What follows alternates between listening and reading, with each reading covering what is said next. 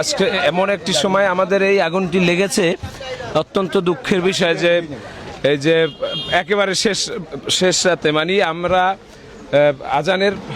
সাথে সাথেই মানুষ বুঝে ওঠার আগেই যেহেতু বেকারি ছিল এবং উত্তপ্ত ছিল, বেকারির ভিতরটা উত্তপ্ত ছিল,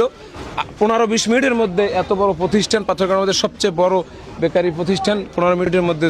জ্বলে ছারখার হয়ে গেছে। তো ফায়ার সার্ভিস আসছে, ফায়ার সার্ভিস যতটুকু চেষ্টা করেছে, ধন্যবাদ জানাই ফায়ার সার্ভিসকে। পাথরঘাটা আমাদের এই পাশের বিল্ডিংটা আমাদের সেফ হয়েছে, এই পাশের বাড়িগুলো সেফ হয়েছে, ঘুমন্ত মানুষ ছিল, মানুষের ওই রকমের ব্যক্তি পর্যায়ে কোনো ক্ষতি হয় না, কিন্তু আমাদের মালের ক্ষতি হয়েছে।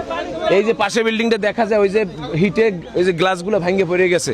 তো ফায়ার সার্ভিসের যে বক্তব্য, তাদের বক্তব্য হচ্ছে তাদের জনবলের স্বল্পতা আছে, তারা আমাদের কাছে যে দাবিটি রেখেছে, আমি আপনাদের মাধ্যমে মাননীয় চিফ হুইপ,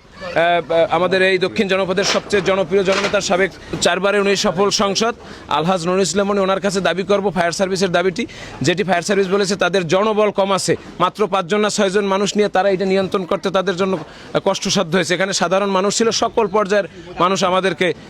সহযোগিতা করেছে। এখানে তাদের দাবি একটি রিজার্ভ পুকুর দরকার, পানির যে সমস্যাটা, আমরা কিন্তু পানির জন্য 4-5 বার পুকুর পাল্টাইছি, 4-5 বার পুকুর পাল্টাইতে হয়েছে। এবং এই যে জনবল কম ফায়ার সার্ভিসের, আসলে আগুনের সূত্রপাত এখানে যে আমাদের যে বেকারির যে উনি যে মালিক নূর হোসেন ভাই, ওনার বক্তব্য সূত্রপাত হয়েছে শর্ট সার্কিটে, কিন্তু আসলে বিষয়টি আমরা কিভাবে ধরে নেব বলতে পারতেছি না, যেহেতু বেকারি এখানে তো অল টাইমই আগুন থাকে এবং এখানে বেকারির চুলা সবসময় থাকে। এই জি, ভিতরে মানুষ ছিল, তো মানুষের ক্ষয়ক্ষতি তেমন হয় না, পাশের রুমে ছিল, পাশে ঘুমানো ছিল, কিন্তু সামনে আগুন লাগছে, ওরা নেমে গেছে।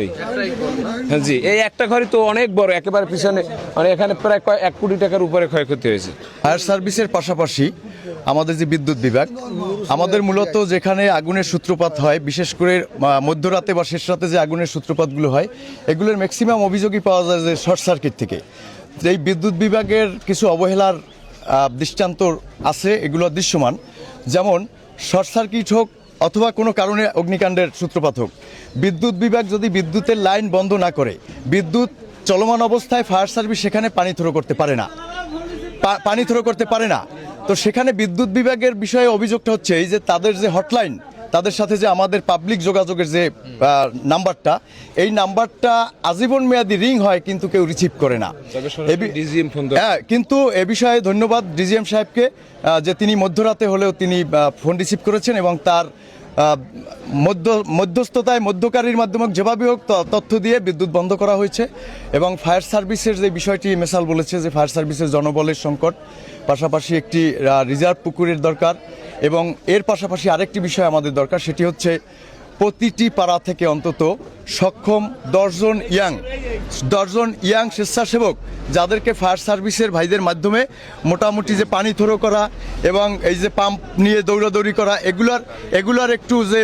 ট্রেনিং, এই ট্রেনিংটা প্রাথমিক ট্রেনিংয়ের বিষয়ে একটু তাদেরকে নজরদারি করতে হবে। আর দ্বিতীয়ত, আপনাদের মাধ্যমে এই অত্যন্ত বড় একটি বিপর্যয়ের মধ্যে আরেকটি দুঃখের বিষয় জানাচ্ছি, সেটি হচ্ছে এই অগ্নিকাণ্ডের সূত্রপাতের পরপরই আপনারা সবাই জানেন এবং চেনেন, পাথরঘাটার ঐতিহ্যবাহী ইলেকট্রনিক্স ব্যবসা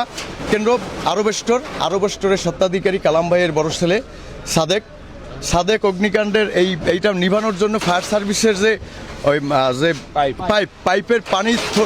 হাত থেকে ছুটে গিয়ে পাইপের থ্রোতে ফোর্সে ওর বাম চোখের লেন্স ফেটে অত্যন্ত ক্ষতিগ্রস্ত হয়েছে এবং তাৎক্ষণিকভাবে পাথরঘাটা থেকে রেফার করা হয়েছে। এবং আল্লাহর কাছে ওর জন্য সবাই দোয়া চাইবেন, ওকে যেন আল্লাহ সুস্থভাবে ফিরিয়ে আনেন আমাদের মাঝে। আর এত বড় অগ্নিকাণ্ড আমরা নিয়ন্ত্রণ করতে পেরেছি ফায়ার সার্ভিসের সহযোগিতায়, বিদ্যুৎ বিভাগের সহযোগিতায়, এলাকার যুবক বৃদ্ধ আবাল বনিতা সকলের সহযোগিতায়, কিন্তু আল্লাহর রহমতে আমাদের কারোরই তেমন কোনো শারীরিক এবং কোনো ধরনের আমরা ক্ষতিগ্রস্ত না হওয়ার মধ্য থেকে আমরা এটা নিয়ন্ত্রণে আনতে পেরেছি। আপনাদের মাধ্যমে আমাদের যে দাবিটি মাননীয় চিফ হুইপের কাছে আমি আশা করছি, এবং তিনি এটা করবেন, তিনি এটা তার মন মানসিকতা রয়েছে, তাকে শুধু মেসেজটি দেওয়া।